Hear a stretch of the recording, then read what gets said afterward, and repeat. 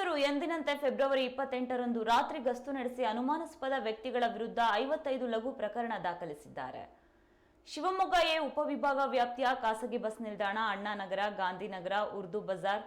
ಕೋಟೆ ರಸ್ತೆ, ಎಸ್ಪಿಎಂ ರಸ್ತೆ, ಶಿವಮೊಗ್ಗ ಬಿ ಉಪವಿಭಾಗ ವ್ಯಾಪ್ತಿಯ ಎಎ ಕಾಲೋನಿ, ಉಷಾ ವೃತ್ತ, ಎಪಿಎಂಸಿ, ರಾಗಿಗುಡ್ಡ, ಚೋರಡಿ,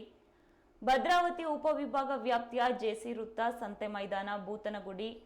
ಪದ್ಮೇನಹಳ್ಳಿ, ಹೊಳೆಹೊನ್ನೂರು ಪೇಟೆ ಬೀದಿ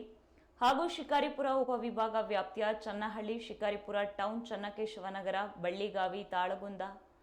ಸೊರಬ ಟೌನ್, ಶಮನವಳ್ಳಿ, ಸಾಗರ ಉಪವಿಭಾಗ ವ್ಯಾಪ್ತಿಯ ಸಾಗರ ಟೌನ್, ಜೆಪಿ ನಗರ, ಆನಂದಪುರ,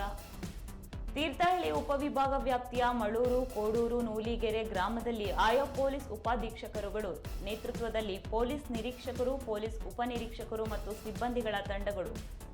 ಕಾಲ್ನಡಿಗೆ ವಿಶೇಷ ಗಸ್ತು ಮಾಡಿ ಪಬ್ಲಿಕ್ ನ್ಯೂಸೆನ್ಸ್ ಮಾಡಿದ ಮತ್ತು ಅನುಮಾನಾಸ್ಪದ ವ್ಯಕ್ತಿಗಳ ವಿರುದ್ಧ ಒಟ್ಟು 55 ಲಘು ಪ್ರಕರಣಗಳನ್ನು ದಾಖಲಿಸಿರುತ್ತಾರೆ.